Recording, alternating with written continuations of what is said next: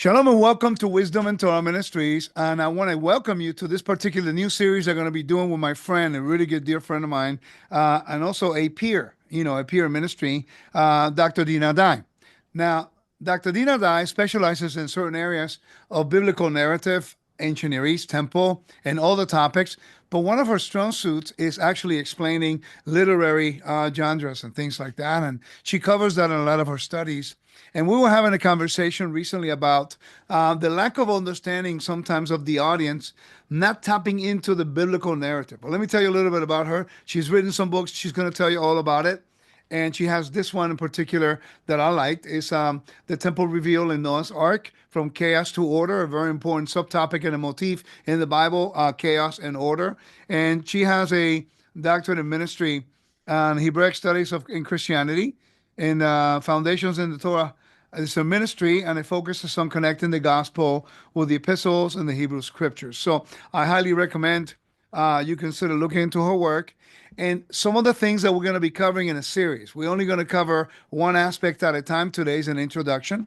But what I really want to do, and we're going to be talking about this in length, is how can the audience tap into the narrative, understanding what the story behind the stories and the narrative in the Bible is trying to give us principles and concepts and a message that is important for us to know.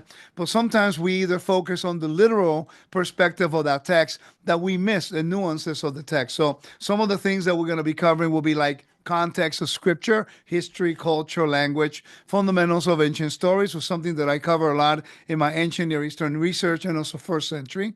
The writer, the historical period, the audience, the intent, interpretation, and the universal messages that has. Also, she's going to be teaching you tools, literary tools and devices. For example, how to understand the genre of poetry, biblical poetry, the narrative, apocalyptic literature, wisdom literature, prophetic literature, parables, law, gospel, epistles, chiastic structure, identify the centers of the story. By the way, the book of Leviticus is full of this and all throughout scripture. You also have symbolisms, metaphors. Many people are teaching metaphors as if they were facts, and the metaphors teaching us about an important principle that the Lord wants us to grasp. But sometimes we're not tapping into that information. Also understanding types, patterns, and shadows. And I'm reading from the text here, so I don't mess up. And the other literary devices like parallelism, hyperbole, idioms, irony, word pairs, contronism, anthropomorphism, allusions, paradox, simile, allegory, and so on and so on. There's a lot. And sometimes we don't realize the importance of those topics within the stories that we are reading. So with all of that, I want to introduce my friend Dinah. Dinah, how are you? Well, I'm doing great today. Thanks for inviting me on the show. Appreciate it. It's a very important topic, and hopefully will help sort of make a summary of it. This first session is really going to be an overview.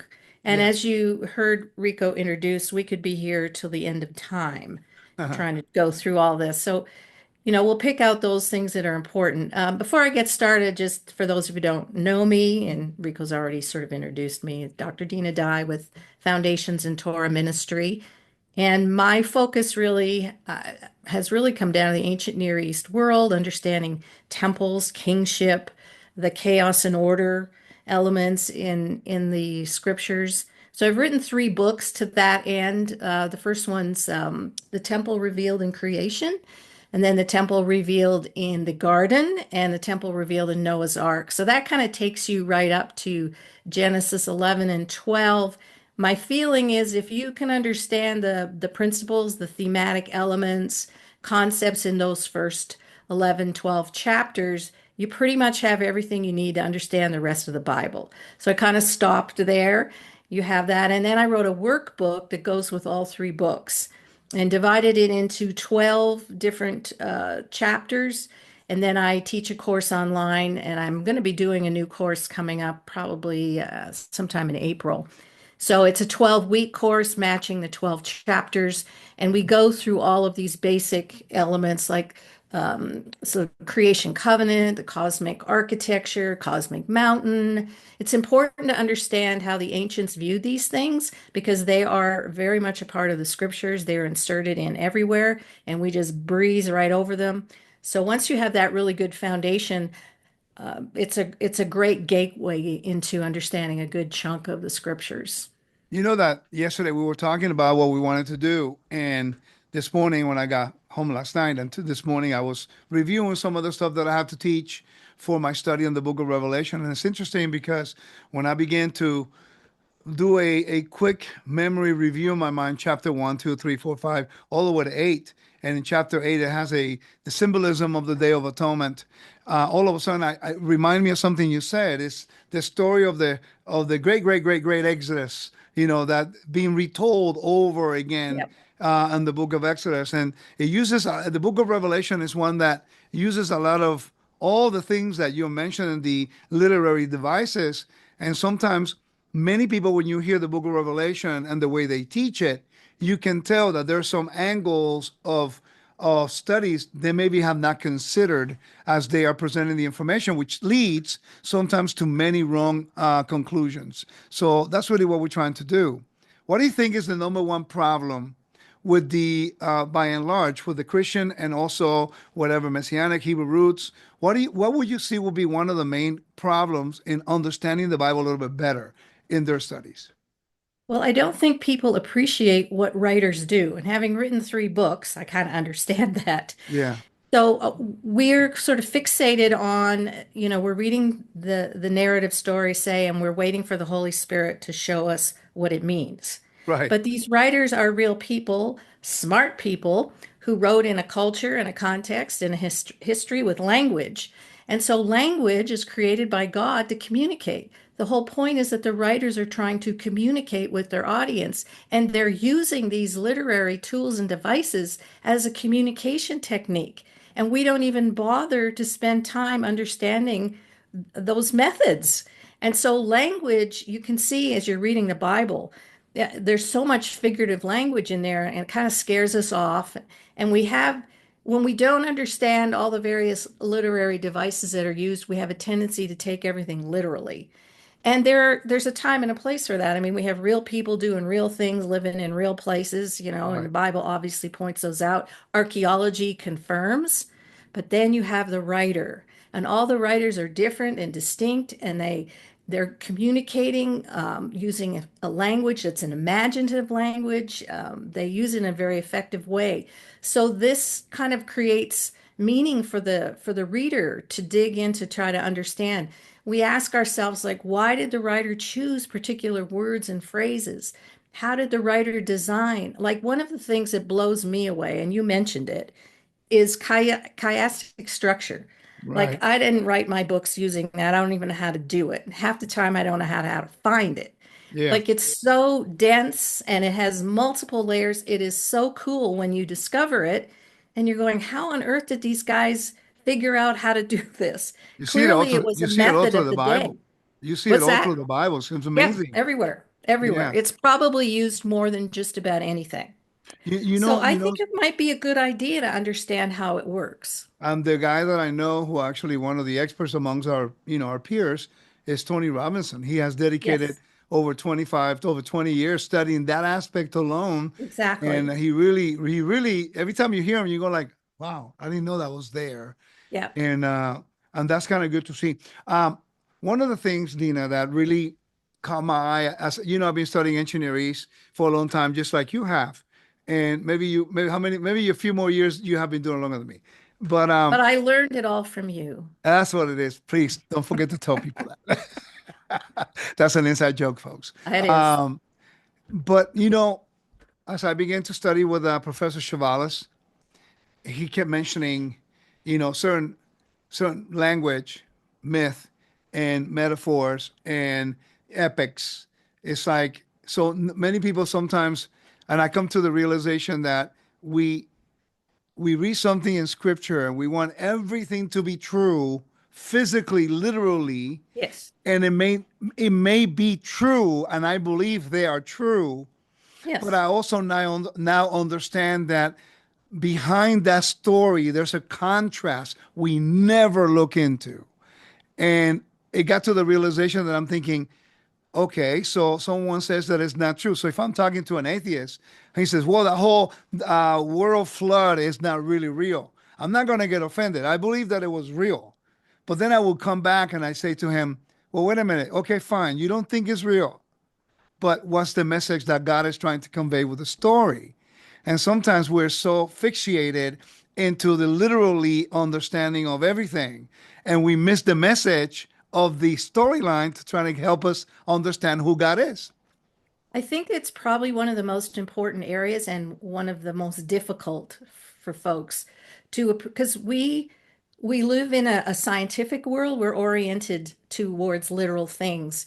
And so the ancients, they needed a way to communicate to each other about who they were and about, how they functioned in that world. So they told stories. And of course, they have multiple stories of creation. It doesn't matter which culture you go back in, they have their own creation story that they communicated to their people. And these stories were sort of, they told universal truths about human nature. Like, I think that's probably a good thing to know. Yeah. And so the Bible also picks up on that. That's the world of how they communicated. And so what I'm always looking at is, okay, the ancient Babylon, it told the creation story, Enuma Elish or whatever. How is the biblical story different than the story that the cultures around them told about themselves? Because this is the element in where God enters into the story and he elevates the story and he does something with it that's not done in the other cultures. But all of these cultures tell themselves stories to help, from generation to generation, to tell them who they are and where they came from and their language and their culture and their history. It's sort of one of the dangers we see now, like, not to get too far afield here, but when there's an effort to eliminate your identity, your culture, your language, your history, that is the destruction of a people. That's And true. so Yeah. empires, that's what they do. Right. Their goal is to, you bring a people in and you erase their identity and you Yeah. enslave them. Well, So there's God, the opposite. He's right. I doing the mean, exact opposite. if you think about what's going on today in the world, especially in America, they were trying to do away with our customs, with our culture, with our everything and our identity. And I guarantee you, in 100 years, this time frame here could be a pivotal story in the history of America, Yeah. how there was someone who's trying to preserve their identity, but only those people who are closest to the storyline, will be able to give you a more of a clear sense of really what's going on. Because if you take it from the side of the liberal side, they're going to have a little story time, a retelling much different than really what's happening now. Now, Yeah. imagine if that's today, Dina, how much more was back in biblical times as we are so far removed from its natural environment. So, Mhm. can you give us a few examples, whatever you want to choose, of maybe a metaphor or symbolisms or a type, whatever you think the audience maybe needs to consider? And again, we're not talking whether or not the storyline or the event is true. I believe that it's true. We're going to be focusing about what is the writer trying to convey the message, because it's true or not true, and that's not really the point of the story.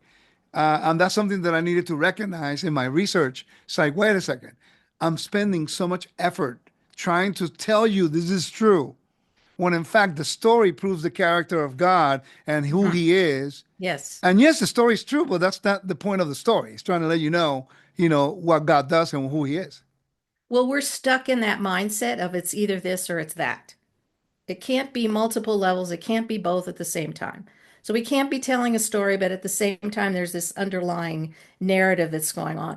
And again, what you're saying is very important because the point of all this is to communicate the nature of God and who Correct. He is. Yeah. And so again, when you begin to compare, that's why it's so important for our listeners to appreciate the culture, the ancient cultures and their stories. Because when you understand their story and then you see what God has done for his people and told his story, it's mind-boggling. Like, it's transformational. So the Exodus is probably one of the best examples. your question is a pretty loaded question because there would be a lot to cover. As a Jew, the Exodus story is the most important story to us, and I'm actually writing a book right now called The Greatest Exodus.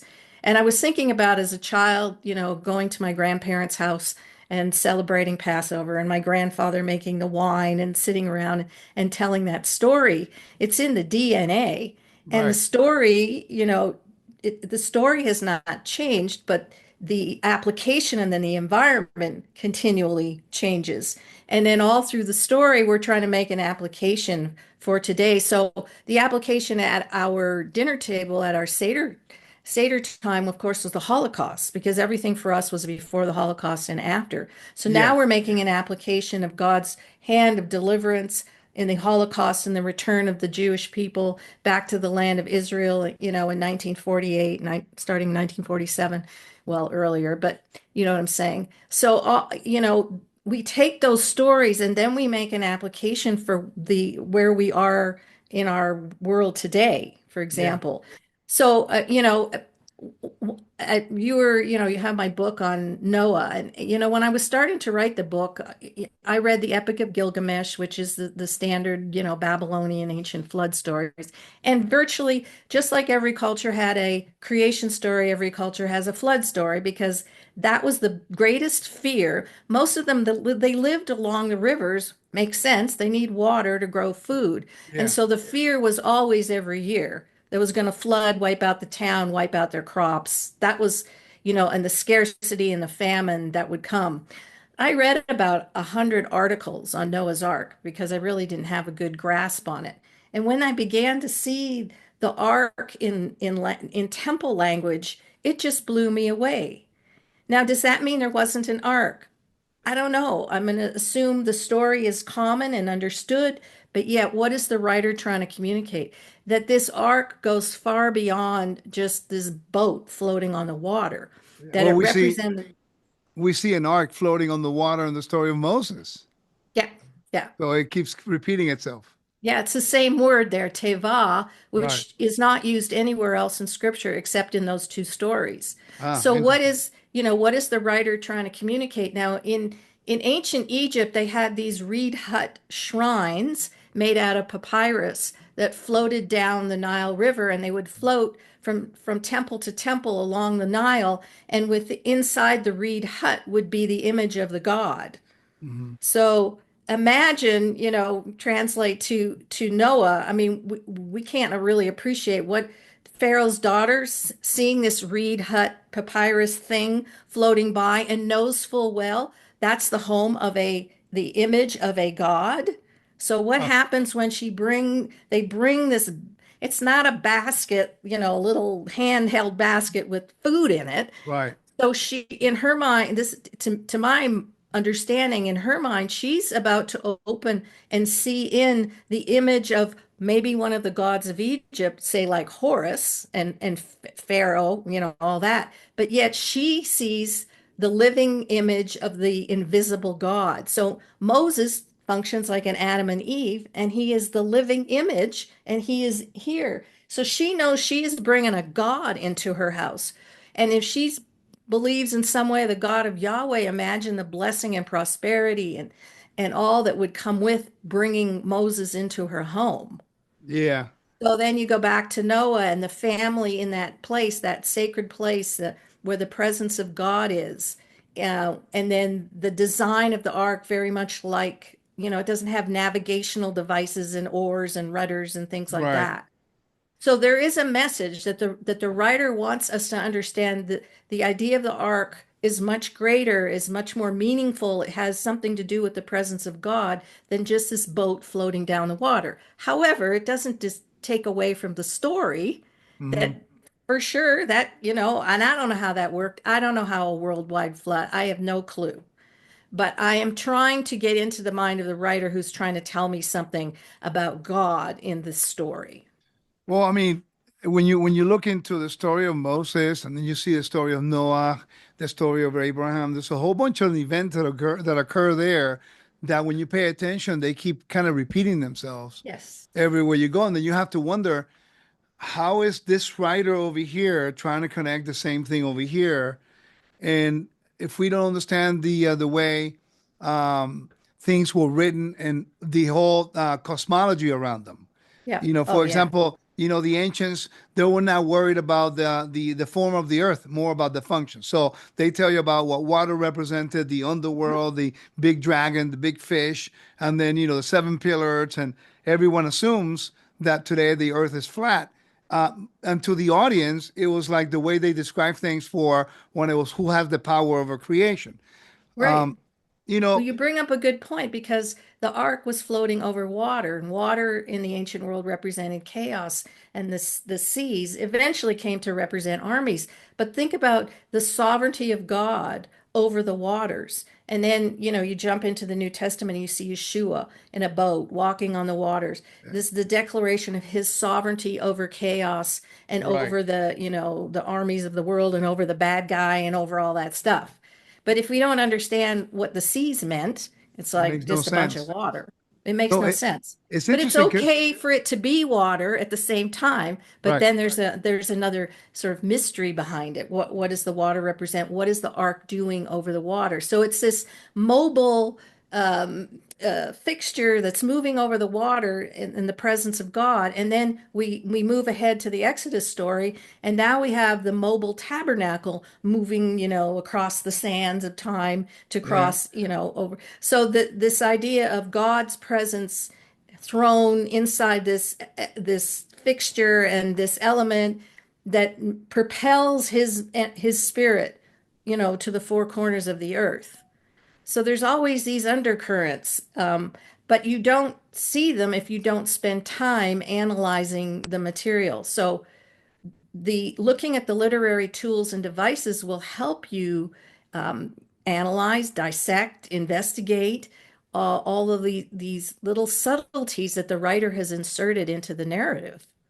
I mean, looking at it now, the way we study it, it makes us realize how brilliant they really were. Oh my gosh, brilliant. I mean, even I was teaching in Matt's, Matt Napier in Monroe, Louisiana, and I was talking about the Epicurean, and the Stoics. When Mhm. Paul went to Athens. And it's interesting that in First Corinthians, Paul is saying, let us drink and be merry. That was actually utilizing one of the Greek rhetoric mindset of the Stoics and the Epicureans to try to convey to the audience that, hey, you can't live like that. That's what they believe. We have to follow the obedience of the Torah. Yeah. But people never realize that Paul was also speaking in certain places like Athens and like Philippi and like Ephesus and Corinth. When he's talking in the marketplace, he's using high level of Greek rhetoric. He's understanding the way they think, the way they thought, and how he can use the character of God without compromising what is holy, but presenting it in a language they would have understood. And I think people struggle with that, and we don't really know because we assume like we are so holy we cannot talk anybody's language, and it's a little challenging at times because Well, how I do you think present information when you're not aware of the context?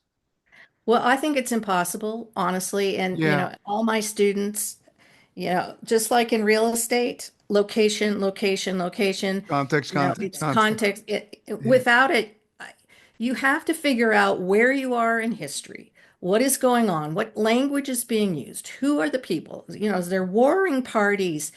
So, whenever I'm going to dissect into scripture, let's say I pull out of scripture a few verses. Well, then, of course, I've got to read those passages. I've got to read the chapter and yeah, I've got to read the book. Then I got mhm, to understand who wrote the book and who the audience was of the right. book and what is the main message of this writer, because it's going to be all through.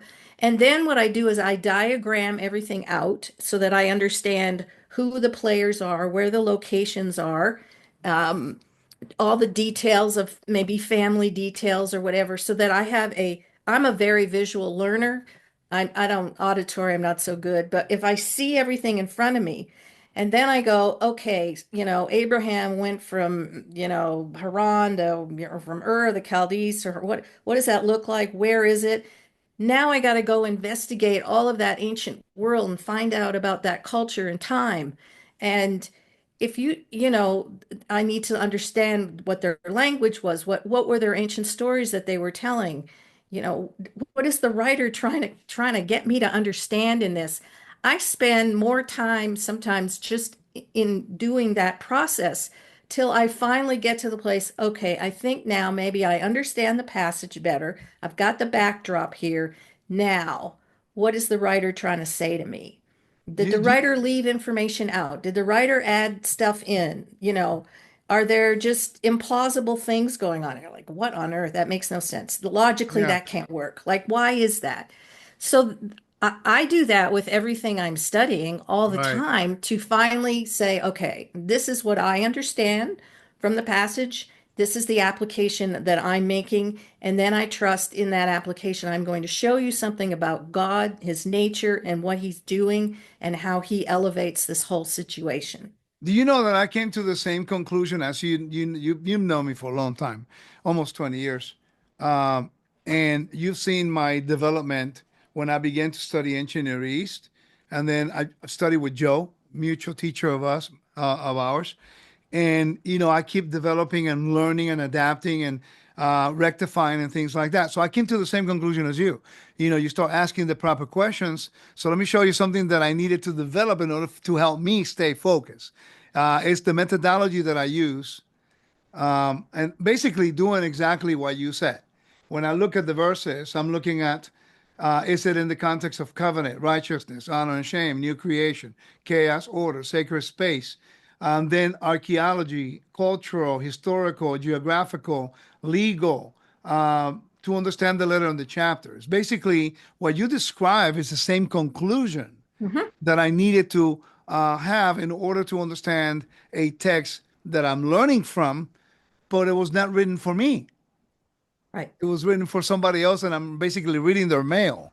Yeah. And it's not easy when you don't know what the problem is. Yeah, for sure. So th again, we've talked, this is a difficult area to overcome because people want to go to the fallback position, and that is the Holy Spirit will just tell me what it means. And Yeah, this is kind of problematic because if we think of the Holy Spirit as like this feeling, or some sort of external force, and it's not the first thought that pops into your head, yeah, I would submit that the idea of the Spirit is the sum total of all divine wisdom. So now we're tapping into wisdom. Well, with wisdom, goes logic and rhetoric and all these different aspects that requires pursuing and analyzing and investigating. It doesn't just, I mean, there's a time and place, and you might be in a situation and you just need the spirit to move. I get that. But when you're, working the scriptures, you need that wisdom, and so, wisdom isn't something that just pops into your head. This is right. a lifetime process. Yeah. We're constantly Let, growing in wisdom and knowledge and understanding. let's expound on that. Let's talk about what the differences are because okay, as you know, I've been doing martial arts a long time, Mhm. and I have to practice all the time to Right. have the understanding and the wisdom to apply in under stressful situation a technique.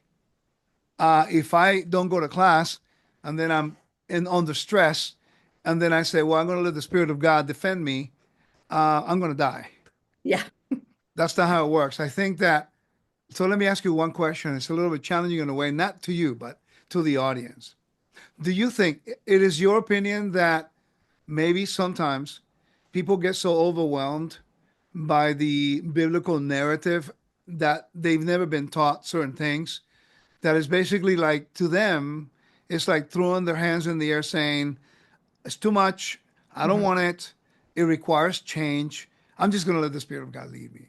Yeah. And I'm seeing that more and more and more instead of saying, let me study it, let me validate it, and the Spirit of God would guide me to have discernment as to what I'm reading is actually lining up with the will of God. So if we think about the writers, take Matthew or Mhm. whatever, do we honestly think he just sat there and just sort of wrote because this force came into his brain? How well do we think Matthew understood and knew the scriptures? Oh, Right? yeah. Paul. A lifetime of Jeez. study and memorization and his depth and understanding of this of the Tanakh or the Hebrew scriptures is so far beyond anything we could ever imagine. He is drawing from everything he has studied and known and experienced in his world. And then we're going to say, "Oh, I'm just going to wait for the Spirit to tell me what it means." Not Well, one writer would have right. approached what he wrote like What? that. So let me ask you this, based on that statement, which I think is very profound. If if we do agree that Paul, I mean that Matthew was such a he had to be highly trained. I mean, Yeah. it's really amazing what he's written and people the motifs that he's using. He's actually using from a lot of the list that you send me that you want to Hmm. cover. I Absolutely. mean, he's using a lot of apocalyptic literature, wisdom, prophetic, the Yep. parables, the Yep. narrative, the gospel, the It's poetry. all there. Man, honor and shame motif. Oh, it's huge. And man, and on top of that, they're living in a different culture than we are today, Yeah. which Well, we are completely removed from. I know this is probably not true for a lot of folks, but I mean, I grew up in Canada and, I had English classes that were par excellence back in the day. And Yeah, I learned all of this in English class in high school and in college. So a lot of people didn't learn this. This might be like a foreign language to them. So for me, it kind of came naturally. I understood this is how you need to approach, your research, etc. So if they can at least get some basics, and honestly, you could just Google and learn, as you just said, you don't get from A to B without experience and practice. Practice, practice, practice. So yeah. this is practice. And it's going to require hard work and practice. And if this is where you want to go and if this is what you want to do, then you are going to have to put in the time and the energy to do it. So if it's kind of foreign to you, and as we go through this, maybe we can put out a little chart or something. You can just look up the meanings of these literary tools and devices and start just practice looking for them. So we've talked a little bit about the chiastic structure, which we said is everywhere. And really, and I mean, I didn't come up with this, but virtually every scholar, well, not everyone, but Yeah. recognizes that Genesis chapter 1 is a chiasm. And so what I tell people is think of a menorah. You're familiar with a menorah. It's got seven branches and it's easy to understand because there's a center. And the thing about chiastic structure is you're always looking for a center. That's the point of it. And so on either side, you've got similar themes or ideas, and then the next branches in are kind of similar, and then the one in the center is the same. So Leviticus, if you find that a lot in the book of Leviticus. it's all, well, the entire Torah is a chiastic structure, Yeah. Deuteronomy, Genesis. As you mentioned before, it's everywhere. And then the center of Genesis chapter 1 is going to be 114, the sun to rule the day and the moon by night and stars. And that's the center of, so everything is kind of fixated in that place. That's why we see like Jacob's dream with the sun and the moon and the stars and all the way into Revelation, because that's the center of the chiasm in the creation story. The story of Noah, which multiple scholars they've uncovered all kinds of chiasms, and you know, the big one for the whole story, the center of it is, and God remembered Noah. Mm-hmm. And so God basically, whenever you see remembering in scripture, it doesn't mean that God forgot. It's that he's bringing something into existence. He is Right. bringing life into existence. And so through that story, the center of that whole story was the life that he was giving Noah through, and the idea of an identity through the whole picture of the ark story. And W- so this is an example of something right out of the gate, that's everywhere present. And so it's a good idea for you to, and I know the unfortunate part of the chiastic structure is it can get very, very complicated. Right. And so let's just, keep your eye on the simple. Anything that's an odd number like 3, 5, 7, it's easier to find the center than it is when you've got, like the story of Noah is so huge, your Yeah. brain couldn't So possibly. can we say then that the story of Genesis 1 to Genesis 3, the center is the garden, and then everything goes back to chaos as it started?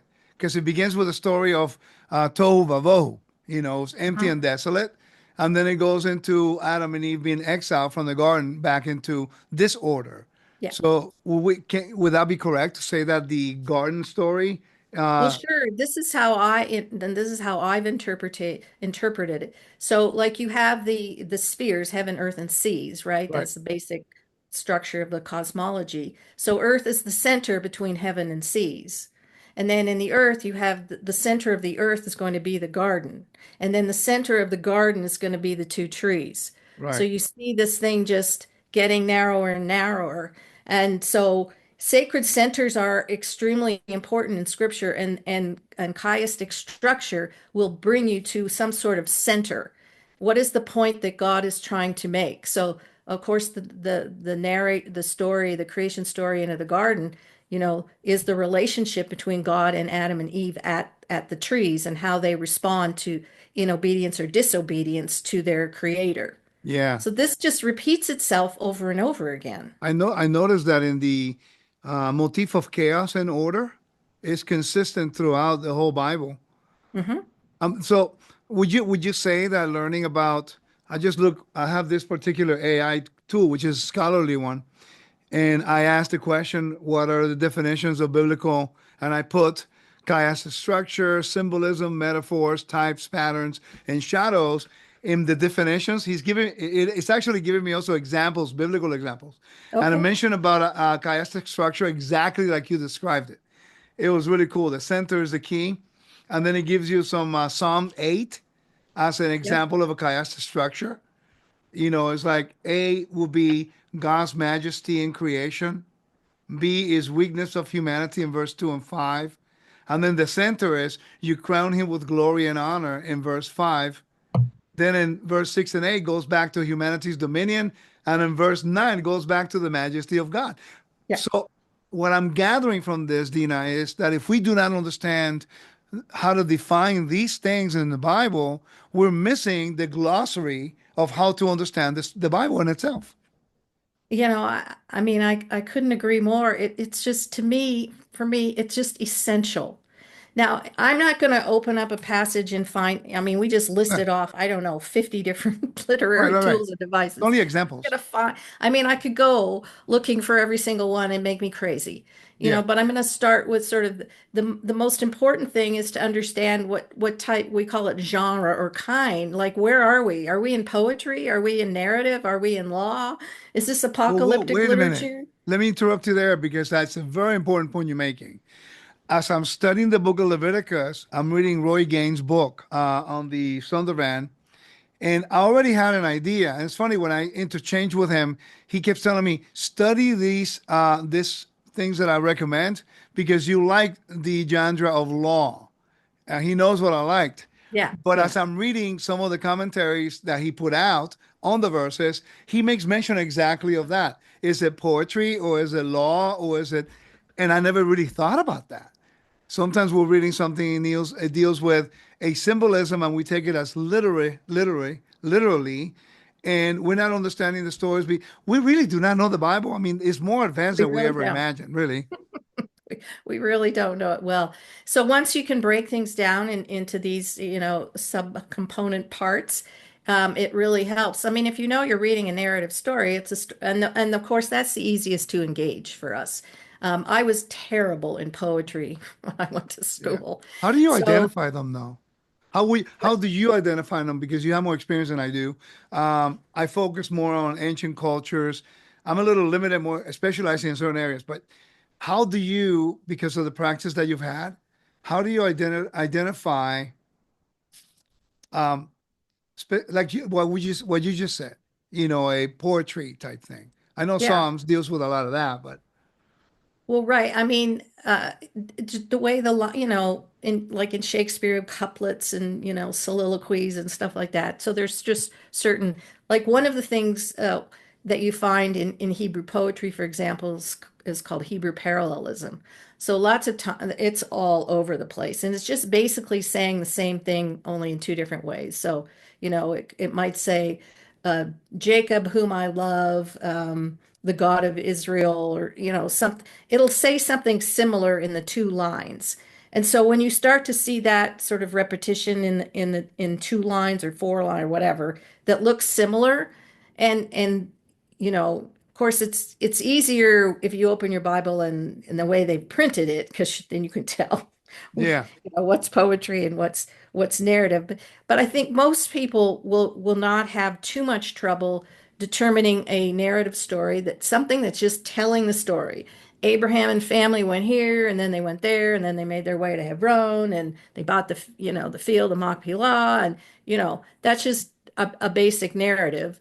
And then when obviously the Psalms and Proverbs and like that, great examples of poetry. That's just Right. easier to embrace.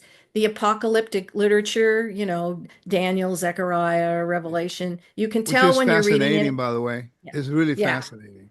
Your brain's like, what on earth is going on here? Like Yeah, reading the remember book when I again. was telling you yesterday, I never realized how much John was drawing from Daniel and Zechariah Yes.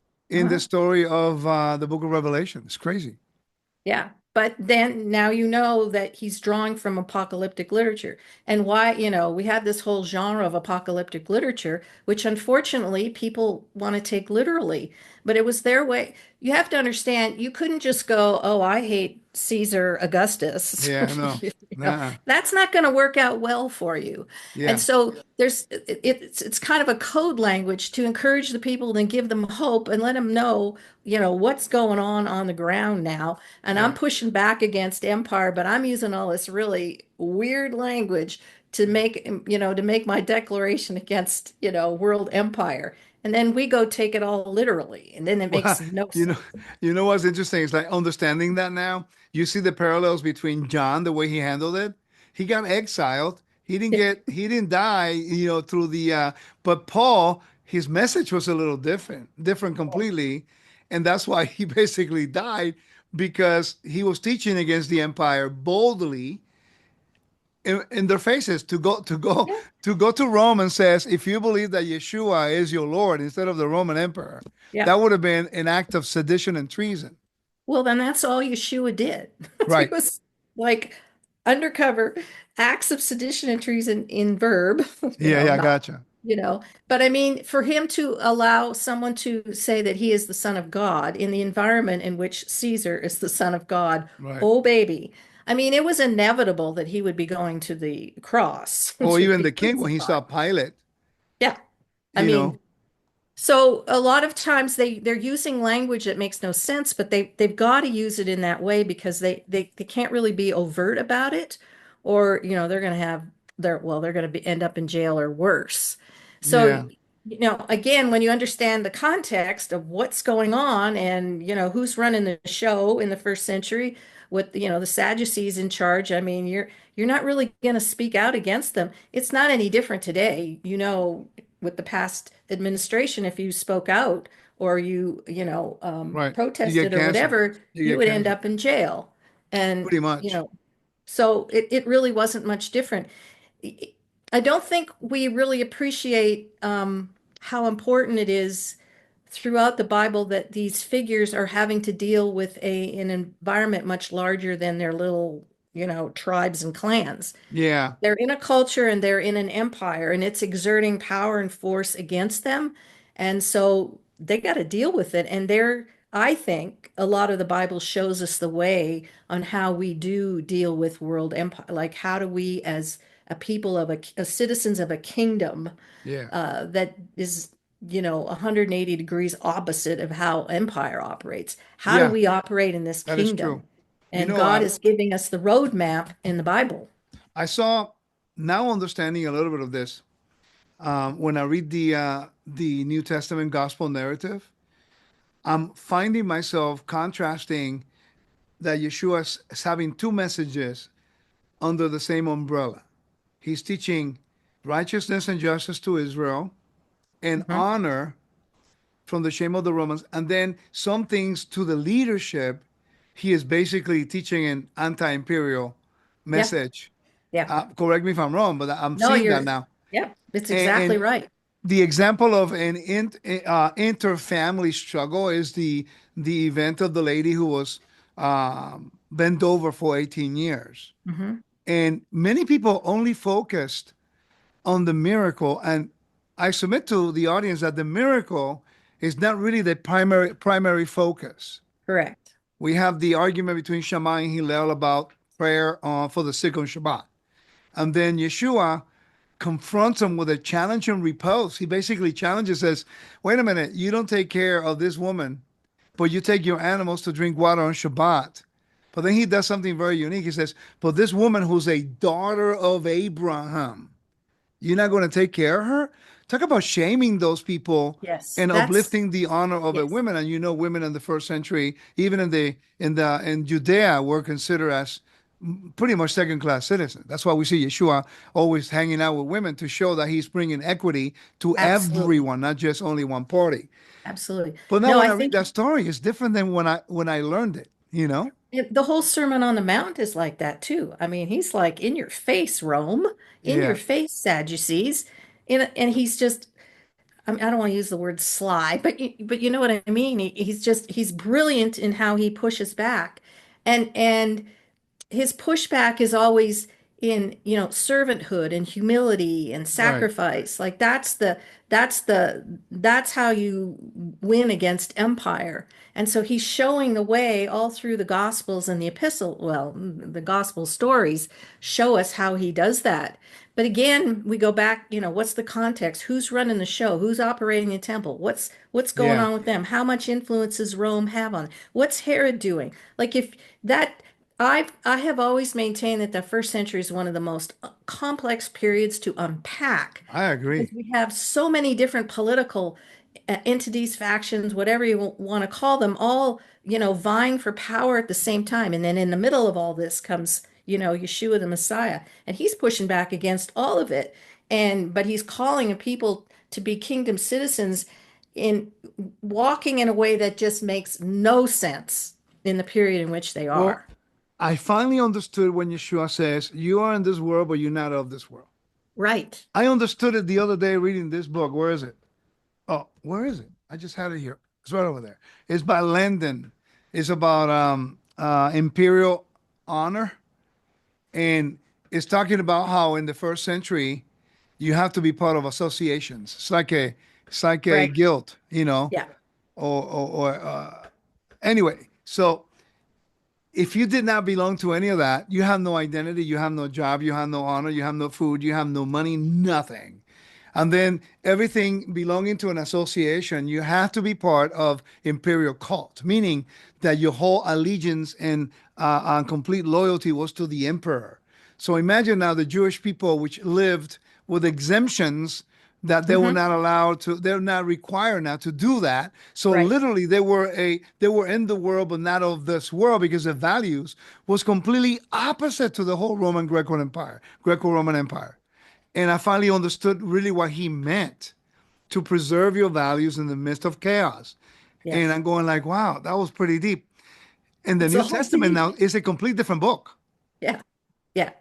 And so that's why we were encouraging you, going back to, you've got to start with the context. You absolutely must. And you need to learn the history and the period that you're in. You need to understand the culture. And we just gave you like three uh, entities that are like vying for power at the same Let me time, like it's let me share the chaos. screen so they can read along with you, so that way you can tell them a little bit more about this. There you go. Oh, okay. Well, isn't that? Yes. And so, as I'm reiterating here, you need to understand what language you're in because obviously just the functionality of Greek and Hebrew are quite different.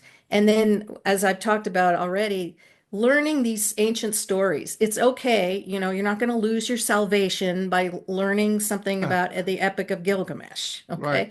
But you're going to be blown away at how similar it is to the story of Noah. And you're going to say to yourself, how is this story different than the one that God is telling through his people? right.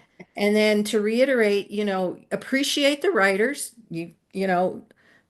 we don't exactly know. I mean, did Matthew write Matthew? We don't exactly know, but we'll just, we'll give it to Matthew. But you need to know his audience, who he's writing to. He is writing extensively to the outcasts.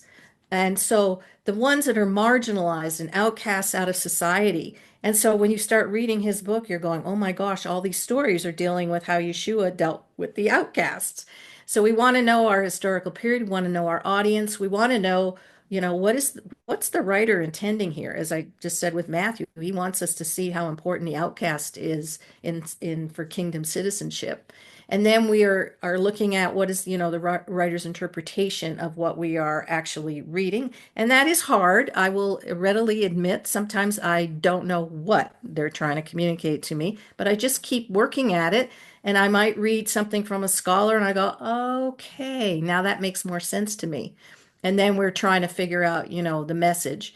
And as I think we just sort of touched on the different genres, and I guess we'll probably go into it more as the weeks ahead.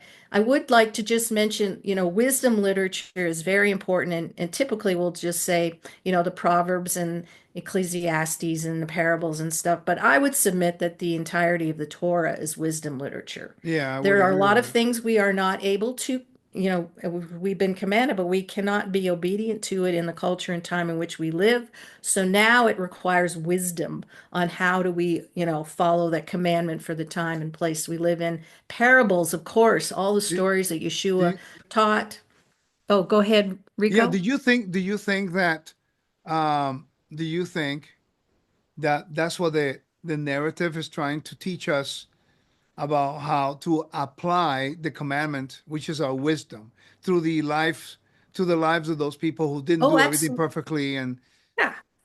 That's the greatest part of, because this is the human story. The Bible is the story of humanity. right. Yes, God took a people and that people was to show the rest of humanity how to operate. But God is always concerned about human relationships. And so if you're reading the Tanakh, all you see is a bunch of people that constantly failed. Like the families are so dysfunctional, you're Yeah, like, how's anything going to work here? that's true. And yet you see God continually elevating the story, renewing the story, raising the story up over and over. Like that's the very nature of who God is. He takes something that's dead and he brings it to life. He takes something that's as dysfunctional and he makes it work and be functional. And those are the elements that I look for in the story after I've gone through all of these, trying to Yeah, figure out, all the language and the literary aspects of the story. Like, what is God?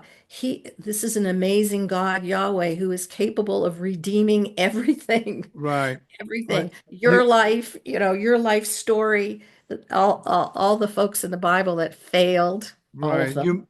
You mentioned in the context, Ken, I want to go back real quick because if I get people asking me all the time, what translation of the Bible do you recommend? And the whole push that we all took a bite into a long time ago. We need to have a translation that actually reflects the values of the Hebrew roots people and changing translations. When in fact, you can translate and put all the Hebrew terms, but if you do not understand a lot of these principles, it's just a translation from the King James with some Hebrew terms in it. And Yeah. and people don't they get offended when I say that, but it's true. I mean, would you agree with me that it is important to learn the language, but the language in itself is not trying to tell you a word in itself? Heiser said it well, by the way. He has 10 reasons why about studying the Bible, mythological myth of people about. He says there's a difference between reading the Bible and studying the Bible. It's Yeah. two different things Yeah. altogether. I mean, he actually in the language, you take it one, you look at the Strongs, and it gives you the definition of the word, how it was used in the King James, but it really doesn't tell you the whole story about the whole genre and the whole narrative. And people sometimes they get hung up on that one little word that is just their definitions Yeah. ruin the whole storyline. I think sometimes people working in these languages know just enough to be dangerous. That is true. And I have compassion here because let's face it, some I'm not very good in Greek. I will readily admit. I don't even Yeah, like the language, but I'm never going to be at a competent level that I would even want to think about teaching it. Obviously, I'm much more comfortable in Hebrew, but some people are never going to learn a language. that's But the true. amazing thing is we have resources that first century writers would die for. Of course, they already knew it all and Yeah, they memorized, knew the but topic. Yeah. you know, Can, um, can I so share you with you you? do the best you can do. You're probably never going to learn Hebrew. You're probably never going to know biblical Hebrew well enough to be able to. But Right. it's okay. And Can I so share you an example of that, Dina? Is sure, that okay? yeah, I was studying this morning for my study on Wednesday on Revelation 8. So, I'm doing a Revelation chapter by chapter, but in its cultural background. So I'm not really going into a lot of the apocalyptic literature. I'm trying to sure. get the people to understand who was the beast, who was the image, Step more like A, cultural background, yeah, I mean, we can have layers of the whole book of Revelation, and for we can teach sure. about symbolism from chapter 9 all the way through to chapter 22, you know. But an example this morning, I read this in the regular text. Then I went to what a Bible is called the Net Bible. I don't know if you know what it is, but Hmm. the Net Bible is a Bible that is by nature scholarly from Logos, right? And Hmm. I read this verse from the Lexham, right? I want to read it to you. And I like to give an example as to why it's important to know to use the tools. Okay. Verse 3. And another angel who had a golden censer came and stood at the altar, comma. And in the Lexham, I'm sorry, in the Net Bible, it has a period. So a large amount of incense was given to him to offer up with the prayers of all the saints on the golden altar that is before the throne. Now, again, this requires context because it's temple language that is using. Right. But if you don't know the order of the service of the Day of Atonement, which I called Joe to validate it, because as I'm reading the Net Bible, I go to this little number here and listen to what it tells me. This is a textual note, okay? Okay. It says, because of the length of the complexity of the Greek sentence, a new sentence was started here in the translation. Now, this is the problem because if you put the translator, I guarantee you has no idea about the temple protocol. He only cares about the structure of the sentence. Right. So if you study the temple, you know there's a problem here Yep. because then it will give you the impression there's an angel holding the golden censer and was stationed at the altar. But which altar? There were Which two: the altar? altar of incense Yeah. and the altar on the greater altar, Crazy. right? Yeah. Exactly. But I thought it was talking about the greater altar because of the period. Ah, So I right. called Joe. I said, Joe, this doesn't line up. And then he goes, no, no, no, that's the altar of incense. And then when I saw the note, then his conclusion was correct Yeah. because he knows the temple, he knows the structure, he knows the order of the service, like we've studied it. Yeah. But now you're reading from the regular Bible; it has a period of a comma. Obviously, you assume that's something else that's coming after, and Right. that There's creates a whole host of problems for the people if we don't understand these little things like that. Well, and a lot of this stuff we'll let the scholars work out because I don't know. But Me either. they wrestle over stuff. They're But it's still nice to arguing have over the whether there's resource. two trees or one. But it's nice to have the resource that when I saw Yes. a discrepancy and it's right there and it's validated, you're going like, oh, I'm not wrong. It's just that Right. I'm reading English correctly. Yeah. You know, Yes. the translator didn't think about putting the context of the temple. That's not his focus. He only Right. cares about the language, and Yeah. that's what people don't get. Some people focus on the language, and other ones focus on the context of the temple within that language, and it's too complicated Well, sometimes. to that end, please don't. I mean, we want people to appreciate scholars. Are they right about everything? Of course not. Of course not. But Yeah, they have devoted their lives in a way you can't even imagine to the language and the culture and the history. And so, you know, there's a reason we have commentaries. It's not good to completely rely on them, right? You need to do your it's own a tool. work. But It's a I tool. have bunches and bunches of Yeah, commentaries, it's and a tool. I have scholars I so appreciate, and I have no problem adding that into my understanding because I hit, brick walls and go, I have absolutely no idea what's going on here. Dina, I'm getting a lot of resistance within the Spanish community because it's like a no winning situation. It's like when they want to learn, they come to you for the understanding. But then when they already walked in it a few years and they have already a set idea about how they believed, and it's like you come out from the system of Christianity and some things you don't like, and you're trying to destroy certain principles and build them again. So you need to use these principles to help you build a foundation that you didn't have. So you use this stuff, right, that you mentioned. But then you get comfortable in your interpretation because some things require change. And then Mhm. all of a sudden now you come around and you use a resource that archaeological or historical or cultural that sheds lights into what you think is right, but you got limited with the some resource and no more than that. And then Yeah. when we try to correct it, we are the bad guys because now you're in an uncomfortable position again. You were uncomfortable here, and now you're comfortable uncomfortable again. It requires more change. And the reality is sometimes we feel like we have arrived just because we know two or three Hebrew words. And that's a problem. Well, I would say too, when I was writing, the book about Noah, even though I put forth some kind of different opinion, if you will, or Yes, you did. but Yes, you all did. of them, all of them confirmed by a scholar. Yeah. There's not one sentence in there that I didn't find a scholar who confirmed for me what I thought about it. So I didn't, nothing is made up in there, even though Yeah. it kind of sounds like, whoa, baby. I found someone in the scholars that I, hold in high esteem who confirmed for me that my logic and how I put this together, they agreed with that. Now, are we 100% right?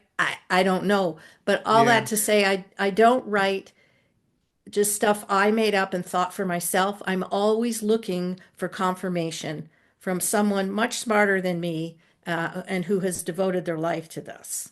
I think that, when we are honest as people who like to research and study, you and I know that we don't know everything. Oh, no I way. mean, that's the reason why we research and study certain things. And you and I don't agree on certain things. We were talking Sure. about some of them yesterday. Yeah. But that doesn't mean we're not friends. It doesn't mean that we don't have constructive dialogue. It doesn't mean that we don't exchange. It doesn't mean I don't learn from you. It means that on certain principles, we may differ because we study different topics and maybe you have research that I have not read yet and vice versa. But And I have life experience that might lead me to a conclusion, and you have a different life right, experience that'll lead you to a conclusion, and that's okay. right. And yeah, as long as there are certain principles and foundations that we don't compromise on. Right. But everything else we're trying to learn. And Yeah. unfortunately, right now within the Torah believing world, there is a notion that if you research or if you care about scholarly sources or even rabbinical sources like right behind me, that you're either arrogant or you think you know more or that you don't have the spirit of God. And to be honest with you, that's utterly ridiculous. That's just either a an issue like Chavala says, professor says, is it a spiritual issue or a theological issue? I Right. mean, more Yeah. than likely. Yeah. And when he said that, I'm going like, yeah, that makes sense. Yeah. Sometimes it's a theological issue. You're not ready to receive it. Yes. So you reject the messengers. And sometimes I think that we need to value those people within the kingdom that God has brought forward, like yourselves and Joe Good and some of the other ones who bring something to the table for us to understand. Understanding that we may have different conclusions on Mhm. certain things, but we have something to offer. And Yeah. I don't think it's been appreciated. No, it's been challenging, I have to say, but my heart's desire is for people to grow and to study and to pass on everything I mean, I've been at this over 40 years, and so, I think I've learned a thing or two. I It's a don't long know time. everything by It's any a long time. stretch, but in my walk and my journey, I want to be able to impart, what I've learned and hopefully help others. And, in our little community that we have here, I teach there regularly and I've seen a lot of growth in there. And, they had certain things they understood before I got there and they couldn't quite get past it. And so I've helped lay a foundation for them upon which Yeah. to build. That means a lot to me to be able to do that. And I'm just gonna keep doing my best. I don't expect everybody to agree with me, but I hope to challenge you to Yeah. greater things in your studies. Well, that's really the whole motivation. I mean, I'm the same way, and leave the door open for people to validate and search. Sure. And if I'm wrong in something, give me the evidence. Don't give me your opinion. Just give me the evidence, and I'll study it out. I validate it, and I'm willing to change it Yeah. if I'm wrong in something. That's not the problem. I mean, we don't know everything. But what really sometimes frustrates me is the fact that because I say something maybe someone have not said or studied or researched or even known of it, the intent is always first to reject instead of saying, I've never heard that. And I had to learn that, by the way. You know how I learned it? Ryan White, you know Ryan, you guys are Mhm. buddies. And he presented to me a thesis he did on Isaiah 53 that, in my opinion, to this day, is probably the best teaching I've heard. But in the beginning, I fought him nail and foot, man. I mean, and then eventually I heard him teach it. As I'm sitting there hearing him teach it, I realized he was right. And I'm going like, man, I have to learn a big lesson. I could learn from my students, but I need to Mhm. listen to them to understand what the intent of what they're trying to say, because he was never taking anything away from what Yeshua is, what he did. He was bringing another aspect of the layer that I never thought about. And that was a great learning experience for me. From that moment on, I become more open to hearing. And even if I disagree, at least I hear you and I say, I don't know, let me look that up. Or Mhm. if I have some research, share it with you to see if we can come to a common ground. But we don't have those dialogues anymore. Right. That's why I want you to come on and do this stuff with me. Well, I can't tell you how many students I've had. I've taught all these years, like I said, and they've come to me, much later and go, I finally get it. Yeah, I get it. It made no sense to me. I didn't know what you were talking about, but I get it now. And so when we go through like the course, the 12 weeks, I always know the first couple of weeks, I can see their wheels, they're struggling, there's just, and then to hear them by the end of the course go, this makes so much sense. The right. Bible makes so much more sense to me. Then I know that I've done my job as a teacher. And then some of them, as we go through, they'll point things out never even saw, but Right. I can tell they're processing it. Now it's making sense. It's become a part of them.